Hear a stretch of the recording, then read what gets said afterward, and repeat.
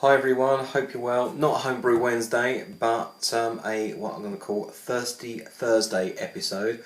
Whole purpose of Thirsty Thursdays is to do a review of either a beer of sorts or maybe an event.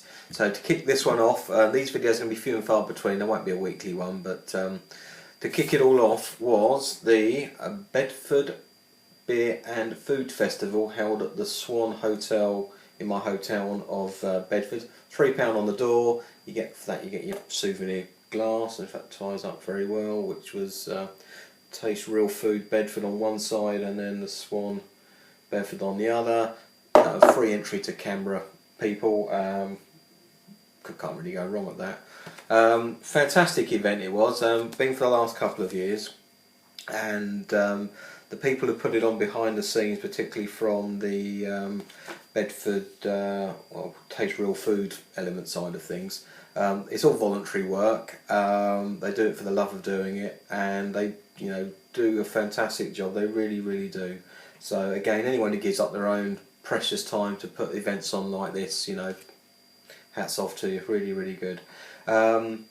But if you want to hear about the food stuff, please go to somebody else's channel or check out another website, because I was pretty much down there for the BEER element of things. And 37 beers on, 11 ciders, 3 perries. Didn't go near the ciders or the perries on this instance. But out of the 37 beers, yes, I chalked off about 7, which were our local town brewery. Didn't have any of theirs. Not that there's anything wrong with their beer, of course. But if every pub in a 10-mile radius does all of their beers, then why go to a beer festival that's got fantastic beers that you never hardly ever see to drink what you could drink every night of the week in your local? It just doesn't make sense to me, but that's just me. So I had a real good taste, and out of the 37, take off say 7, I managed to do a full house. My kidneys need to be donated to medical science, but did a full house and tasted some fantastic beers here. Favourite on the day was probably Castle Rock in Nottingham's Harvest Pale, very sessionable, 3.8, lovely Cascade on it as well. Apparently the champion beer of Britain in 2010. Fuzzy Duck in Lancashire again, Golden Cascade, 3.8, that went down quite well as well. But something that I really noticed in here though was back in the day when we were all a damn sight younger and used to go to beer festivals, it was all pretty much bitter type, dishwater type pints. That makes sense to a lot of you. But I really noticed the American influence there this year. So many of the breweries were doing pale ales of types, or American IPA type theme brews. It's like we've maybe looked across the other side of the pond for a bit of inspiration on our current commercial brewing or craft brewing as well, and we've brought back a lot of like American ideas and processes to put together a lot of these beers. Nothing wrong with that, of course.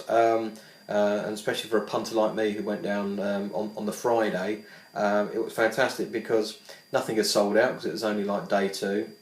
So yes, I managed to have one of everything, which was great.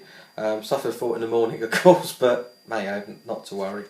What else was there on the day? One funny story to finish with. We got talking to a gentleman who goes in one of our town pubs.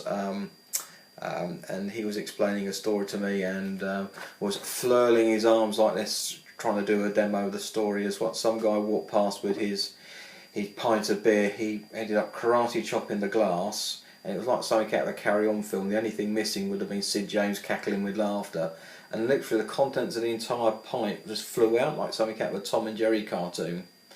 And the pint just it was like a tracer bullet. And it hit this poor girl square in the back of the neck, and she had like a greyish t-shirt on, and her back was just wringing wet, and you could have done that 1,000 times and not even hit her, but it hit her square in the neck and it went down her back. I dare say she wouldn't be watching, but if she is, I'm sure everyone is really sorry about that accident, and but it's a shame I didn't record it because I would have definitely won £250 off Mr. Harry Hill at You've Been Framed. So if you're in the Bedford area, go to that next year. Really, really good. Enough of me rambling, guys. As always, thanks for watching. Be seeing you.